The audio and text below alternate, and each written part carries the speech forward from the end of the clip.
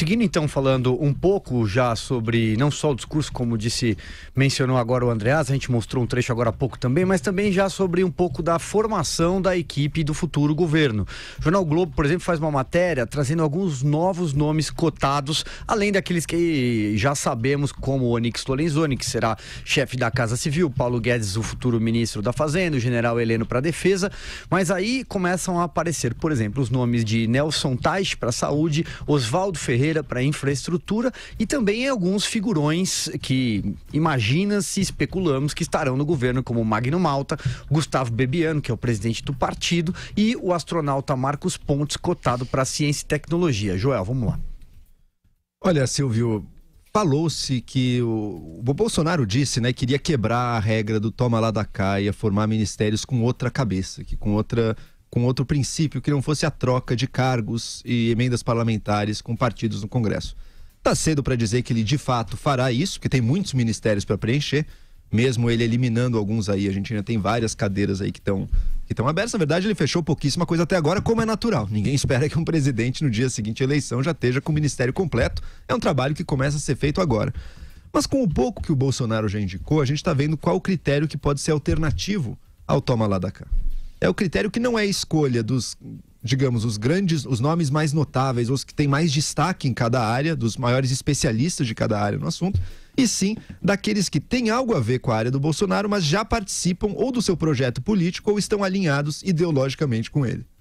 É o caso, por exemplo, do astronauta Marcos Pontes, que tem uma formação sólida, mas não é exatamente um destaque aí na área científica do Brasil, mas que tem um alinhamento ideológico com o Bolsonaro e está junto do seu projeto.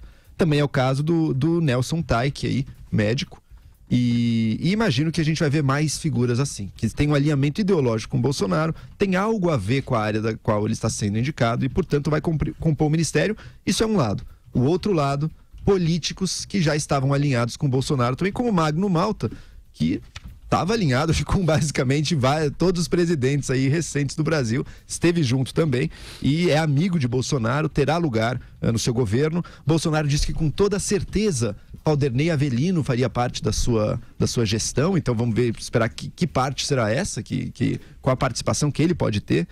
A gente tem também o Onyx Lorenzoni aí na Casa Civil e ele já levanta uma questão, porque já se levanta um possível conflito entre a visão dele e a visão do Paulo Guedes. O Paulo Guedes já tem declarado aí, na minha opinião, com razão, com verdade, que a reforma da Previdência é uma das primeiras prioridades aí do próximo governo. O Onyx Lorenzoni não nega exatamente isso, mas ele disse que a reforma que está posta já pelo Temer, que tinha sido negociada, já tinha sido mudada e que está no Congresso, essa não tem a menor chance. Ele quer outra. E por outra, eu estou entendendo pelo menos uma reforma que faça mais concessão a certos grupos privilegiados, porque ele acha que politicamente essa que está aí é impossível de passar. Vamos ver o que vai acontecer. Vera, à medida em que a transição de governo vai avançar, né, a transição por parte do governo Michel Temer e por parte do governo eleito, os nomes devem surgir aí nos próximos meses, nas próximas semanas. O Onyx Lorenzoni confirmado como coordenador político da transição, portanto aquele que deverá fazer a interlocução com o Eliseu Padilha, com o Palácio, e o Paulo Guedes deve coordenar na parte econômica. Vai ter um complemento do Gustavo Bebiano, que é o presidente do PSL, que deve fazer aí a interlocução com os partidos, né? Aí é uma coisa de fora do governo, mas que já prepara a governabilidade com o Congresso. Silvio, acho que é preciso a gente retomar um pouquinho. A gente viu o vídeo, mas se concentrou muito na fala do Haddad e pouco na do Bolsonaro.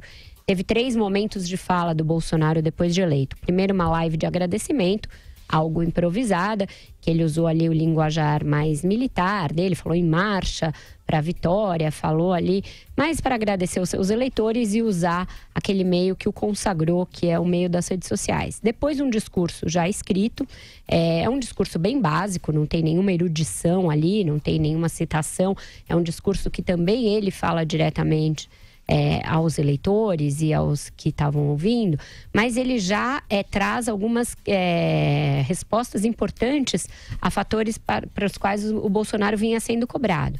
Tem ali compromisso com a questão da democracia, com as liberdades, é a palavra que ele mais repete, mais de uma dezena de vezes.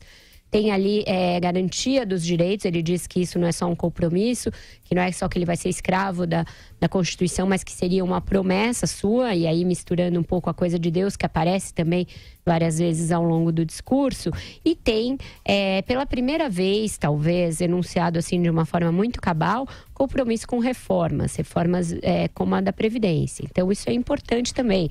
A preocupação com o ajuste fiscal, a consciência de que vai herdar um governo em crise é algo que também emerge desse discurso e que é uma coisa importante para a gente saber o que ele vai fazer daqui para frente.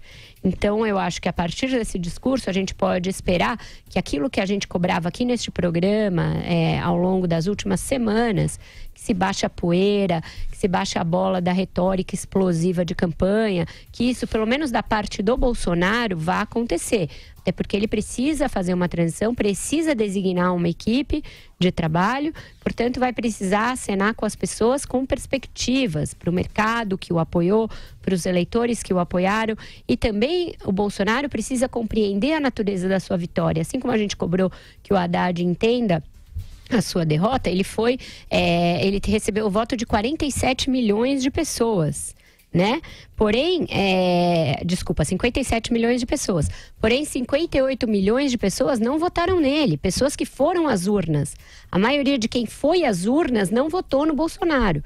47 milhões votaram no Fernando Haddad, 2.486.000 votaram em branco e 8.608.000 pessoas votaram nulo.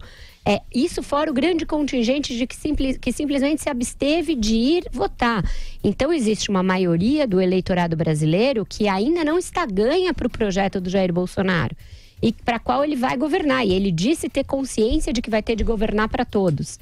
Então ele precisa ter uma agenda que expanda aquilo que ele falou no palanque, que vá além, que ofereça para essas pessoas que ainda não estão no seu projeto perspectivas, acolhimento, um projeto de país que elas possam no futuro referendar.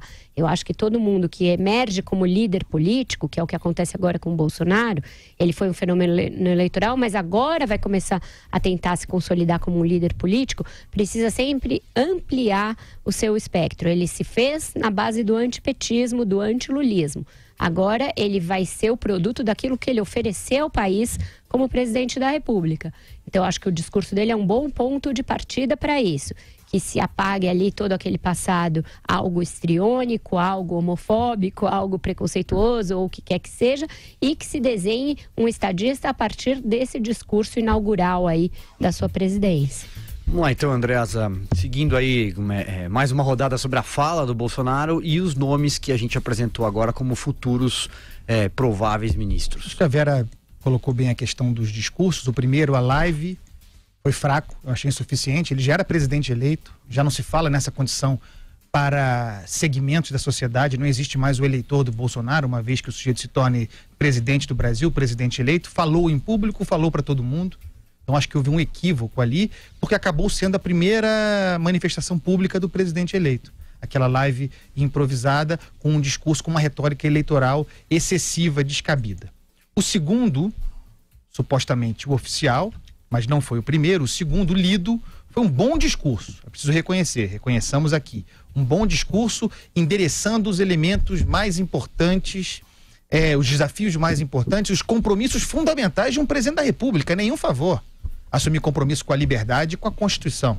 Então, muito bem encaminhado. E aí a gente chega, Silvio, a uma outra entrevista ontem, uma outra fala muito boa que foi a do Paulo Guedes. Eu estou falando sobre ela, a entrevista que ele deu, para tratar da formação do governo desse período de transição. O Paulo Guedes falou ontem tudo aquilo quanto eu esperava. E o mercado também. Falou sobre compromisso primordial com a reforma da Previdência, diminuição do Estado e enfrentamento, obviamente, da questão fiscal, do problema fiscal grande do Brasil. A formação dessa equipe de transição, coordenada pelo Onyx Lorenzoni, parece que ele gosta de ser chamado de Onyx, então Onyx será indicativo do poder político que esse deputado terá no governo Bolsonaro. Mas ele tem falado demais a respeito de economia e, de alguma maneira, encaminhando alguns conflitos com o Paulo Guedes. Paulo Guedes deu essa boa entrevista ontem, importante sinalização para o mercado, porque, vejam, não é uma questão ideológica, a reforma da Previdência tem que ser feita, não pode ser brincadeira. Dito isso, no dia seguinte, o Onyx Lorenzoni vem novamente relativizando e interferindo na agenda econômica.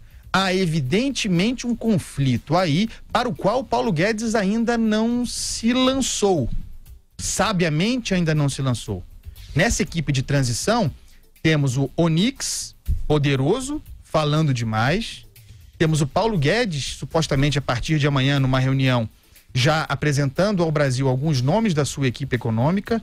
Importante informação amanhã. E temos uma figura muito importante que será grande nesse período de transição, o general Augusto Heleno, que foi cotado para o Ministério da Defesa, mas eu tenho dúvida se ele assumirá essa pasta. Acho mais provável que alguém sob sua zona de influência o faça e ele venha ocupar uma pasta estrutural, algo ligado à infraestrutura, talvez à energia. Esses três, muito mais do que o Bebiano, que me parece politicamente num plano inferior, esses três vão dar a carta e algum grau de disputa política nesse período de transição.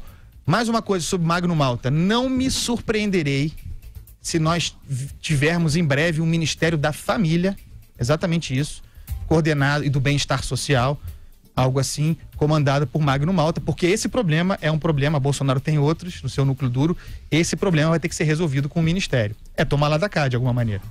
Pois é, eu gostaria de destacar também como as duas falas do Bolsonaro trazem os lados diferentes do que foi o apelo dele. Na fala da live, a fala para os seguidores mais aguerridos, ele trouxe o direitismo ideológico. Até na mesa dele estavam os livros que de alguma maneira simbolizam essa visão de mundo. A gente viu Olavo de Carvalho, Bíblia Sagrada, Constituição brasileira ali para figurar, e Churchill, ou seja, estamos numa cruzada contra as forças do mal, assim como Churchill esteve. Então, eu deixo para cada um julgar o quão apropriada é essa comparação aí de Bolsonaro e Churchill.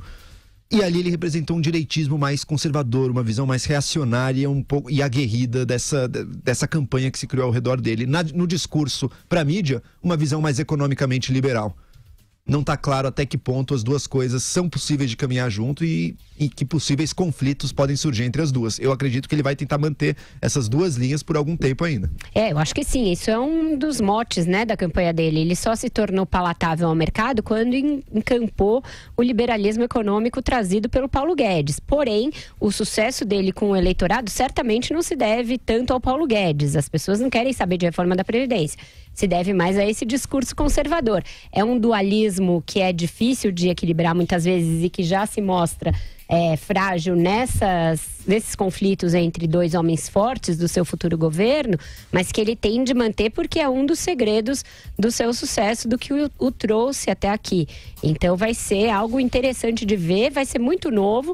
Acho estranho se ele for criar um Ministério da Família, porque quando ele fala muito no caráter individual, ao respeito ao indivíduo, as liberdades individuais, né, a propriedade privada, me parece estranho que um Estado que ele fala em diminuir, que o Estado não seja, menos Brasília e mais Brasil, que Brasília passe a ditar alguma coisa sobre as famílias, né? Me parece uma interferência indevida do Estado em algo que é da esfera absolutamente da vida privada das pessoas. De toda maneira, é melhor o Ministério da Família do que o Magno Malta no Ministério da Comunicação, uma coisa assim. Deixa Cultura, criar, né? deixa criar o Ministério da Família.